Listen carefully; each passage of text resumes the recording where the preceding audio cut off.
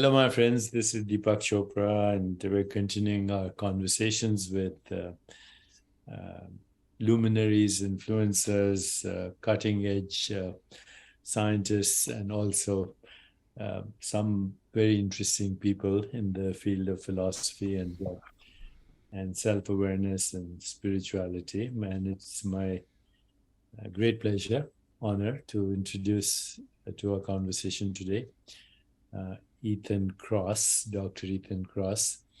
And I'm holding his book in my hand, Chatter, The Voice in Our Head, Why It Matters.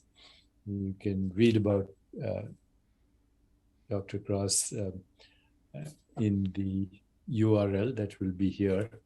And also, I encourage you to read this book, which is extraordinary. So, Ethan, first of all, thank you very much for joining this conversation. We'll be reaching millions of people, and they'll all benefit from reading this book. So, tell our audience a little bit about your career, how you got to be where you are, and what this book is about. And then we can go into a little bit of the contents of the book as well.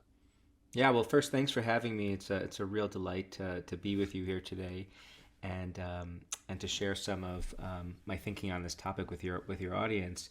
So, a little bit about me: I'm born and bred Brooklynite, and have been really interested in psychology since I was a really young kid. I had an unconventional dad who, beginning around the time I was 5 years old, used to tell me whenever I experienced a problem to go inside and find the solution. And as a 5 year old, I really didn't understand what he was talking about. But as parents have a way of doing, their voice gets inside our head as we navigate our own worlds. And his message ended up coming back when I got to college, and I developed a real fascination and love of the topic of psychology and neuroscience. And when I got to college and started taking classes on that topic, I discovered what I found to be a tremendous puzzle of human nature, which is we have this extraordinary thing, a human mind, that allows us to solve problems, plan for the future, fantasize, do all these incredible things, and yet it gets us into enormous trouble often when we need it most, when we're struggling with difficulties. We turn our attention inward to try to come up with a solution, but we fail. We end up worrying and perseverating and catastrophizing. There are probably a dozen terms to refer to this process of getting stuck in a negative thought loop. Those negative thought loops are what I call chatter. I think they are one of the major problems we face as a species. I think we've been grappling with them for as long as we've been roaming the planet. And I've dedicated my career to using the tools of science to figure out how we can help people identify when they find themselves getting stuck in those thought loops. And when they do, what can they do to bring those conversations that we often have with ourselves back on track to make them work for us rather than against us. So I went to Columbia to get a PhD to learn how to use science to answer those questions, and I currently direct a lab at the University of Michigan called the University of Michigan Emotion and Self-Control Lab, which I've been running for about close to 15 years now. That's the bio. How'd I do? 2 minutes or less. No, very good. You could take as much time. We have to limit our conversation to a little less than an hour. We'll see where it goes because that's how it gets on Sure. various platforms. So I'm speaking to Ethan Kross, PhD, one of the world's leading experts on controlling the conscious mind. He's won many awards. He's a professor, and he got his PhD at Columbia University, where I was teaching also for about 14 years. Ethan, first a few philosophical conundrums, and then we get right into the book, okay? Yeah. Because all my life I've struggled with this internal dialogue: who is speaking to whom, and are they um, what are they talking about? What is the conversation about?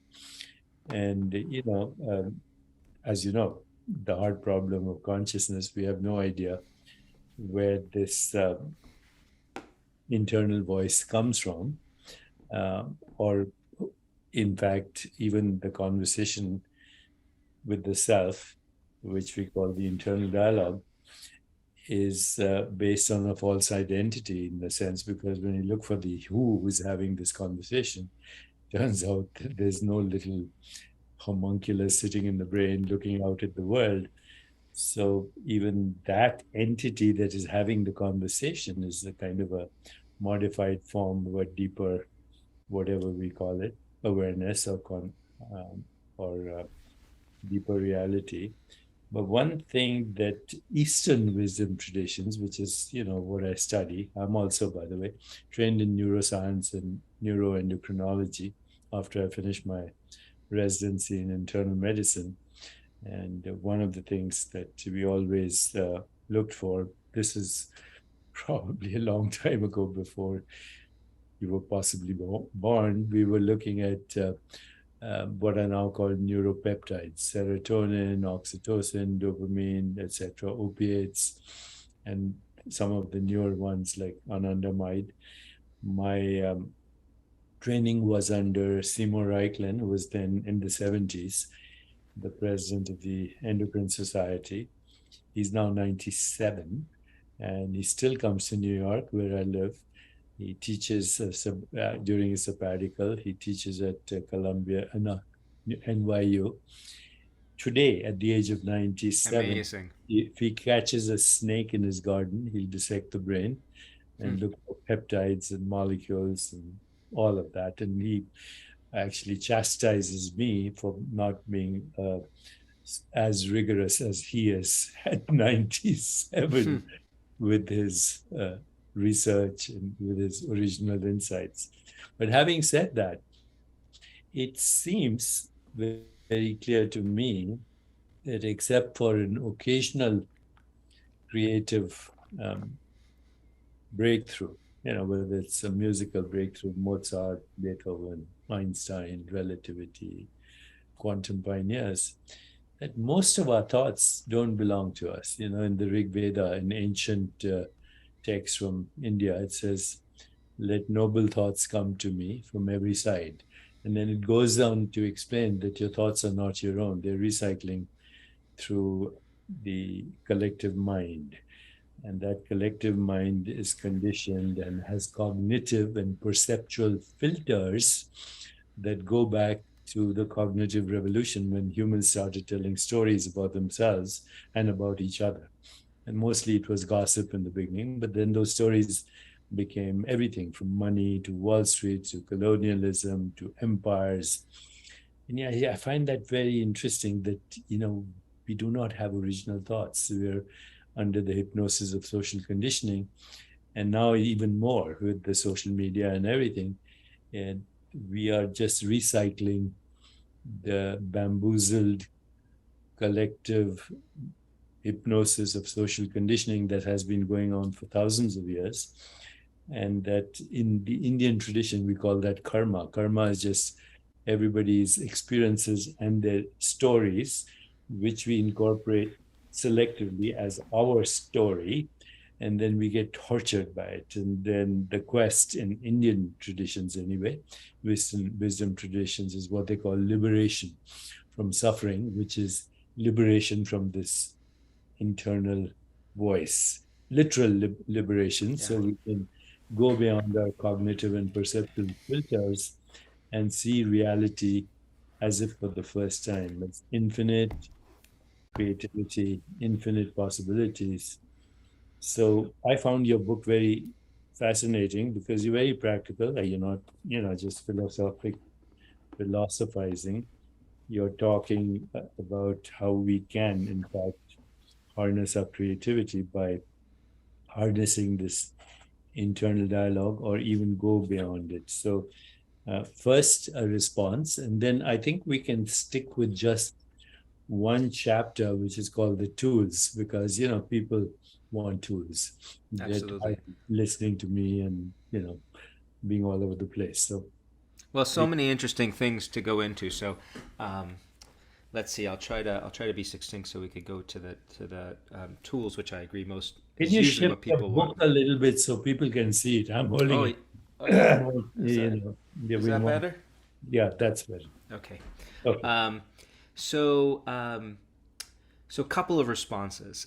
So you mentioned that a goal is to liberate ourselves from the voice that's inside us, which is often the source of suffering. And I hear that a lot. I think that is an orientation that many people have.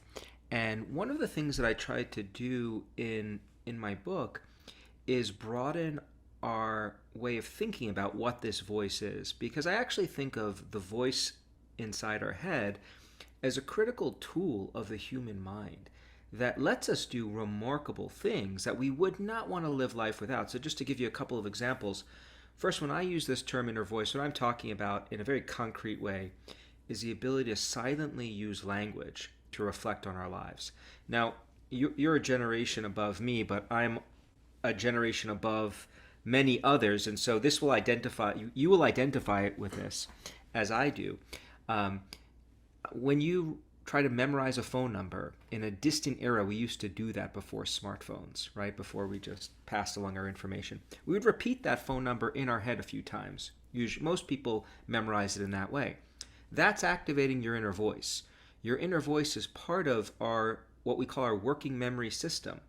It's a foundational system of the human mind that lets us keep information active for short periods of time. So if I go to the grocery store and I walk down the aisle and I think, "Oh God, what did my wife tell me to buy?" And then I repeat the list in my head: apples, peppers, cucumbers. That's me using my inner voice. That's one thing it does. It also helps us do things like motivate ourselves. When I'm exercising, I'm often suffering enormously. Talking about suffering, exercising intensively is not a pleasant experience, at least for me. I'm constantly talking to myself. Come on, you can do it. One more mile, then you'll feel great. I use my inner voice when I'm planning and simulating before I give a presentation. I'll often rehearse in my head what I'm going to say, word for word. And then finally, the last function of this inner voice that I want to flag goes back to what you mentioned before about stories, the stories we tell ourselves. Your inner voice is the master storyteller. It's not a little homunculus in your mind, a little person that's telling things. It's a combination of complicated neural processes that are allowing us, though, to make sense of our experiences in this world. Now, a lot of us tell ourselves stories that don't serve us well and that are, in fact, the root of suffering. But I would argue that one of the remarkable things of the human mind is one of its remarkable features is that we can change the way we tell stories to ourselves. We could change the kinds of narratives that we use to guide us. And that is a superpower that I think we all possess. And your inner voice is at the very crux of that. So I think the inner voice is this remarkable asset. And although it can be the source of enormous suffering, what I'm really driven to do is to help people understand how you can harness it, not do away with it. You don't want to get rid of your inner voice. You want to figure out how to make it work for you rather than against you. And I think there are lots of very simple things that people can do to achieve that goal, which can have the potential to provide them with not just relief, but help them thrive. Okay, I was going to go into the tools, but I have a metaphysical conundrum listening to you right now. Sure. And that is, you said, we memorize numbers, we memorize lists, and I've been talking to a lot of cognitive scientists, and science, of course, is based, current science, that the brain is what produces all this experience, that the brain is the source of this inner voice. I, of course, don't agree with that. I think that synaptic networks are the instrument through which the inner voice expresses itself. But that inner voice and those stories are deeply embedded in something that's not physical. And I'll tell you why I think that. There are many reasons, but one of the reasons is, Storing, once you've remembered that phone number, once you remembered that list, once you remember a name, once you have a vocabulary, and you've stored it, so called. And as you know, we have declarative memories, biographical memories, and we have procedural memories too. I learned how to ice skate when I was 5. Then I didn't skate for 20 years. And then one day I was at Rockefeller Center and I decided to pick up a pair of skates and see if I could do it. And I did it. Every neuron, every atom, every molecule, every synaptic network must have changed innumerable times since I was 5. And now I'm 76, by the way, although biologically I'm younger, I think. Um, where was that memory stored? And so when I ask people, including neuroscientists, does it take energy to store a memory, to store a name, to store a phone number, to store vocabulary? I mean, my grandson, who's a combination of Chinese, Indian, and and of course was born here, can speak Spanish, Hindi, English, Spanish because his babysitter or was Spanish. So he just heard these languages and now he can speak them effortlessly. But to store the memory of these, there's no energy required. Only when we retrieve these memories, there's, action potentials and synaptic networks. But I can't convince myself that the actual memory is physical, that the brain is more like an instrument that translates. And of course, if you believe that all is one, then matter, energy, consciousness, or in the non-dual traditions, it's all one thing seen differently. So that was just a comment. I don't know if you agree or disagree, but then let's go into the book, actually. Well, I think there's a lot more that we don't know about the brain, about life than we do. And I think your question speaks to this issue in some ways. Um, you know, is energy required to store memories? Certainly, there are, I think, neural computations that are occurring. They're occurring outside of awareness, like much of how the brain works. Right? We are not devoting conscious attention to all the different processes that it subserves. If we had to do that, we wouldn't be able to do anything because the brain is doing so many remarkable things. It's this, we carry this unbelievably complicated machine, in some ways, biological machine beneath our skull, and we're now trying to reverse engineer it with a toolkit that my guess is 500 years from now we're going to look back, or maybe even 50 years from now, at the pace at which technology is changing, and think to ourselves, my God, the tools that we were using to understand how the brain works were incredibly crude. So I think there's a lot of unknowns when it comes to how the brain works, still how memory operates, and it invites all sorts of hypotheses about what's going on, which is where I hear you talking about things of one sort of hypothesis that is of a more metaphysical variety than conventional neuroscientists. And I think we need to be open-minded about things. I'm talking to Ethan Kross. The book is Chatter, The Voice in Our Head, Why It Matters. It matters, literally, matters as a verb, not as a noun. The I voice. got it. Good one. Yeah. Chapter 1, Why We Talk to Ourselves. Short answer. Why do we talk to ourselves? We talk to ourselves because for a variety of reasons. We do it to keep information in our heads. We do it to motivate ourselves. We do it to control ourselves. We do it to make sense out of the curveballs that life throws at us. And this conversation collectively has created human civilization ultimately, right? Absolutely. These conversations that we're having with ourselves are the basis of, I would argue, innovation and affiliation too. I mean, we are constantly trying to problem solve and make sense of our world, and our inner voice helps us do that. Chapter 2, when talking to ourselves backfires. I read that chapter very carefully, thoroughly enjoyed your examples. So, give us a little insight into the backfiring of this. So I think when the inner voice backfires, it's like one metaphor, if we wanted to use it, could be to think of like nuclear energy, right? Can be the source of enormous good, but also massive destruction. And I think your inner voice is like that as well.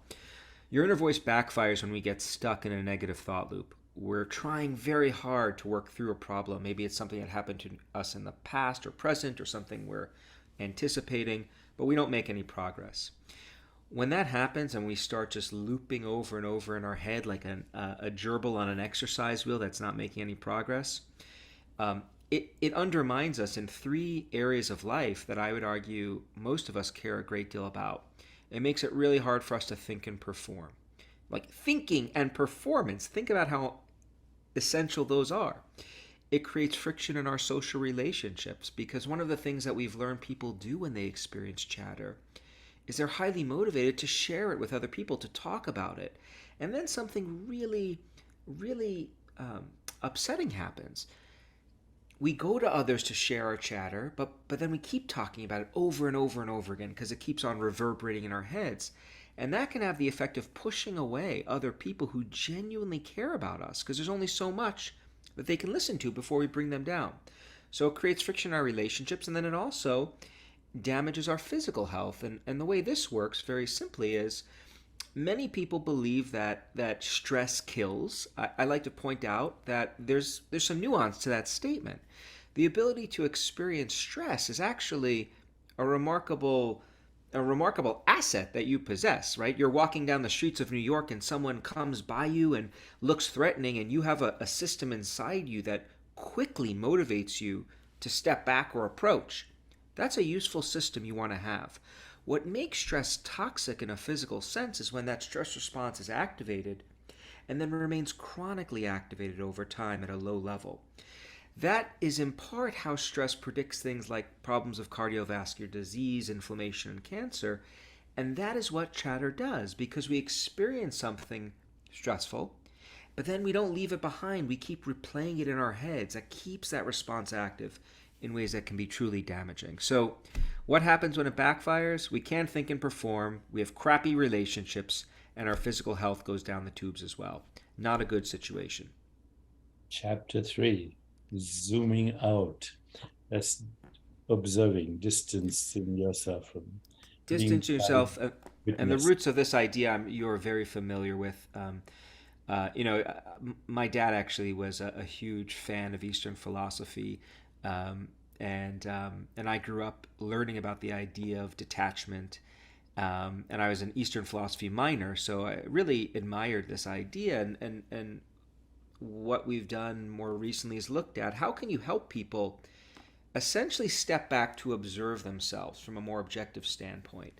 And we have found that there are many different tools that exist for helping people distance. Meditation is one, but there are also other kinds of tools out there. For example, you can visualize yourself if you're thinking about a past experience. Become a fly on the wall. See yourself in the experience. Become that observing self.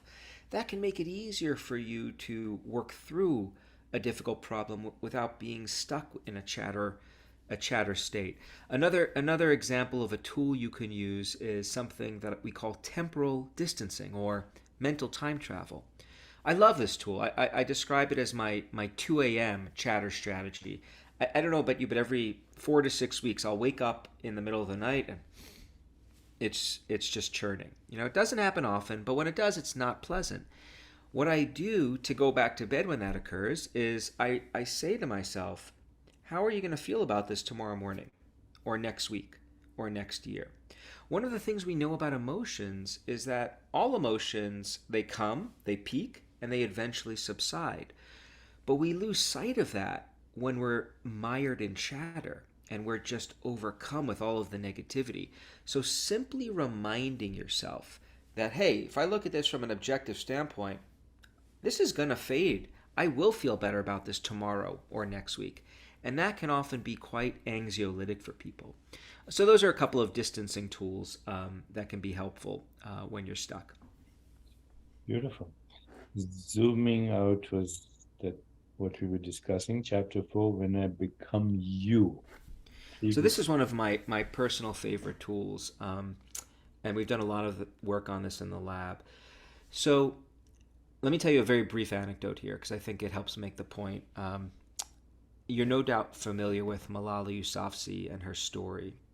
So for listeners who may not be, she's the youngest person to ever win the Nobel Peace Prize. She was an outspoken advocate for the rights of young women to receive an education. The Taliban found out about the advocacy work she was doing. She was living in a Taliban-controlled region of Pakistan at the time. And they not only plotted to assassinate her, but they followed through with that threat. And one day, while she was taking a bus home from school, an assassin boarded the bus and shot her in the face. She went on to make a miraculous recovery, continued her advocacy work, won the Nobel Peace Prize, and around that time went on the Jon Stewart show, The Daily Show. And when she did, he asked her a question that I would have likely asked her if I had the opportunity. He said, "Hey, what was going through your head when you found out that the Taliban were plotting to kill you?" And she narrates her monologue.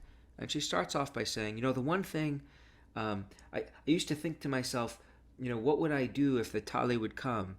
But then I would say to myself, if he comes, what would you do, Malala? And then I would reply and say, Malala, just take a shoe and hit him.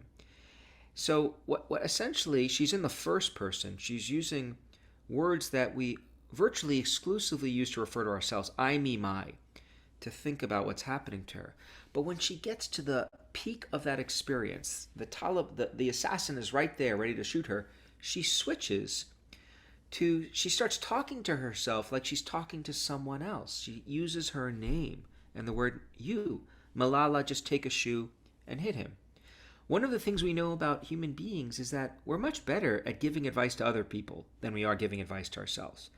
I give presentations on this work to thousands of people. I ask them, have you ever been in a situation where a friend has come to you with a problem that they're struggling with? They can't figure out the solution, but you can easily give it to them. Every hand in the audience goes up.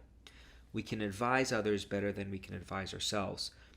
What the tool I'm describing, which I call distanced self-talk, does is it capitalizes on this phenomenon. When you use your name to think through your problems, or the word you're using words that we usually use when we think about other people. And so what that does to your mind is it switches on the mental machinery for thinking about others when you're thinking about yourself.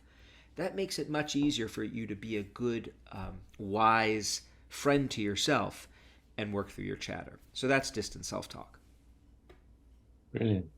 The Indian philosopher Krishnamurti used to refer to himself as the speaker when he speak. The speaker. That is exactly the phenomenon, but you do raise an important point that I forgot to mention, which is that there is a caveat to using this tool. I would not suggest using it in public out loud, certainly not while walking down the streets of New York City, because we're not used to talking to ourselves out. People aren't used to hearing us talk to ourselves in this way. It violates social convention. So if you want to use this tool, use it either in the confines of your own home or silently in your own head. Chapter 5, the power and peril of other people. I think this is one of the most important chapters in the book because it addresses what I think of as a myth surrounding how to get support for your chatter from others and how to help other people in kind. Many people believe that when they're suffering, the thing you want to do is just find someone to vent your emotions to. This is an ancient idea. It dates back to Aristotle. It was popularized by Freud and countless others since. What we've learned through lots of research is that venting your emotions doesn't help you work through your chatter. Venting your emotions can be very good for strengthening the friendship and relational bonds between two people. It is good to know that there are people out there who are willing to take the time to listen and empathize and validate us. But if all you do is vent, what ends up happening is you often end up finding that people are just as upset when they leave the conversation when they've started, because all they've done is rehearsed oh my God, this happened to me, and what am I going to do? So they've just, added fuel to the fire by keeping the negative experience active in their heads. The formula for getting good chatter support is to find someone to talk to who helps you do two things. First, it is important to share what you're going through.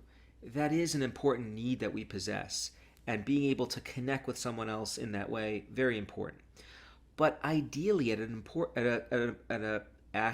a key point in the conversation, you want to be talking to someone who goes beyond just listening, and they actually start working with you to help you work through the experience. So if I came to you with a problem, you would ask me questions, what's going on? And oh, it sounds terrible. Well, how do you think you might work through this? Or I dealt with something, and here's how I've managed the situation. Or how do you think you deal with what advice would you give to someone else about this? So you want to take the stop to listen. You want to listen and validate, and then help the person broaden their perspective. That is the formula for getting good chatter support. And the take-homes are twofold. Think really carefully about who you talk to about your problems. There are some people in my life who I am exceptionally close to. I love them. They love me. DNA determines those affiliate connections, if you know what I mean. I'm related to these people. I never talk to them about my chatter, because I know what they're going to do is they're going to try to help by just asking me what I'm going through, but they're never going to get me to that second step that I need to reach. So I have 3 or 4 people in my life who I consider to be my chatter advisors. They are exceptionally skilled at not just listening, but also helping me work through the problem. And they are an invaluable resource that I possess. And so think about who your advisors are. And then on the flip side, if someone comes to you with a problem, be mindful of these 2 steps. Take the time to listen. And when you see your opening, try to help them work through it. What do you think of therapy? I mean, just traditional therapy. And also, by the way, the Catholic tradition of confession. Yeah, we touch on many important issues. This is going to possibly be a part 2. So I think many kinds of therapy do precisely what I'm advocating here, that I've boiled down into essential ingredients of getting people to initiate what we call cognitive change. Other forms of therapy actually don't do that and simply promote catharsis. And some of those therapies have not exactly stood the test of time. So one of my favorite examples of this deals with the 9/11 attack. So I used to be a New Yorker. Well, I am a New Yorker, but even though I live in Michigan now. But I was 2 weeks into my first year of graduate school at Columbia when the planes hit the Twin Towers. And for those of you listening who were in New York at that time, you may remember that there was a lot of discussion about the possibility of there being massive trauma, collective trauma of the sort that we had never experienced before. And one approach to dealing with that is many government agencies sponsored getting counselors to ground zero to initiate what we call critical incident stress debriefing, which is just venting your emotions, talking about it. And there were lots of those mental health professionals who descended on New York City. And then there were studies that followed up with how the people who went through those interventions did, and they didn't do very well. Sometimes they weren't affected at all. In some cases, they were even harmed. So there has been research which shows that this idea that you have to vent is really ill-founded, and it's a lot more complicated than that. Confession? Oh, confession. I was not punting on that. I actually just forgot about it. I So, know. confession is really interesting, and I think the question there, and I have not participated in confession myself. It's not part of my religion. Is what kind of back and forth occurs after the sin is released? And I think that's a really interesting question. And I don't know of actually any empirical research that has rigorously evaluated. It could be out there and I'm not just aware of it, but in general, I think it's a sad state that we don't have huge amounts of data on how religious institutions, which are arguably an age-old tool for helping people manage their emotions, how they actually operate. I recently was at the Vatican and on some advisory board on science and whatever, got the privilege of visiting the secret vaults. How And cool.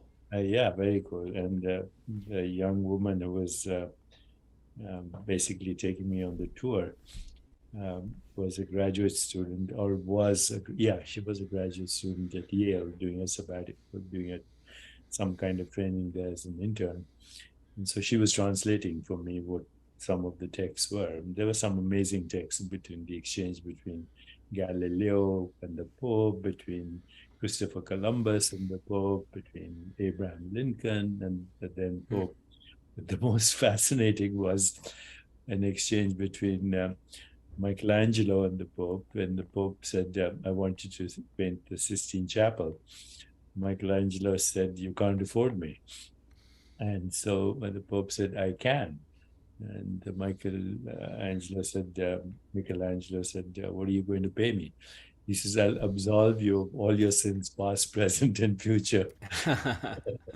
And so he said, That is quite an attractive deal. yeah, which is exactly what Michelangelo did, accept the offer. He said it's a deal, except that Raphael is not allowed to enter the Sistine Chapel. He can paint the courtyard. A very interesting anecdote, anyway. I Well, thought, if I could take a second to just follow up on that, we'll deviate from the chapters, but if we don't get to all of them, that's fine. no, no, it's Um, fine. um, I've been doing research since my book come out, just looking at historical traditions and how we've been thinking about emotion and its control, and it's really quite remarkable. There's a lot of attention right now and lots of movements, therapeutic wellness, and so forth, in emotional health and resilience, but these are age old questions. And here's an interesting factoid that I can't get out of my head. Um, so, the first surgical technique that we're aware of that was ever developed is a technique called trephination. And what it involves doing is drilling a hole in people's skulls. So that's there are ancient records of this, our Stone Age ancestors even. There are some signs of them using this tool. And many experts believe that one of the key uses of this tool was to help people who were suffering from their emotions, emotion dysregulation. There are clues, archaeological clues that is a reason why this tool was used. And so dealing with our emotional life is the age-old question. You talk about the Pope. I mean, you think about the story of Adam and Eve. This was a story of difficulty managing emotions. And our cultures, Eastern philosophical cultures, have developed practices to help us do that, as have Western as well. You name the tradition. There are practices embedded in those traditions to help us. And, the hope is that we're refining that knowledge. We're subjecting it to scientific scrutiny now to see what works, what doesn't. And we're learning that a lot of the ancient stuff was really great and has stood the test of time. But I just find it fascinating how long we've been struggling with this issue. It certainly makes for fun conversations with myself when I'm on walks. I think all the war and the terrorism and all the international conflicts are basically conflicts about emotional differences on ideas, ideology, religion, communism, whatever. It's all incites people emotionally right now. Republicans, Democrats. You can't. They all That's talk right. to each other because they don't listen to each other. That's right. Okay, That's so right. I let's completely go over agree. the remaining two, and then I want to conclude with a couple of things. So, the you you mentioned we went through chapter 5, outside in. Outside in. So I like to break the tools that exist for managing chatter into three categories: things you could do on your own, distancing tools, rituals, which we haven't talked about. Meditation would be an example. people tools, ways of interacting with other people to manage your chatter. We talked about one way of doing that. But then there's this third bucket, which I find kind of magical. Not in a supernatural sense, but in a more awe-inspiring sense, which are environmental tools. Ways of interacting with our physical spaces that help us from the outside in. And there are a couple of ways you can do this. One thing you can do, super simple, is organize, tidy up, and clean. And it sounds so silly, and yet it's powerful. One of the things we know that happens when you're experiencing chatter is you don't feel like you have control over your thoughts. They're running wild. They're tugging your emotions. And human beings, we don't like that because we crave control. We want to know that the world is predictable and orderly. And if that's a motivation, not feeling control can be unsettling. And so what we've learned is you can compensate for the lack of control you feel in your mind by exerting control around you. Organizing and tidying up is one way to do that. I will confess to you now and to everyone who is listening, I am not an orderly, organized person. I like to think of myself as having an organized mind. I can think clearly and logically. But if you were to look at the bedroom upstairs right now, you would see a trail of clothing from the shower to the closet, and it drives my wife crazy. My office, if I turn the computer around, you'd see piles of books. And yet, when I am experiencing chatter, I reflexively start putting things away, tidying up.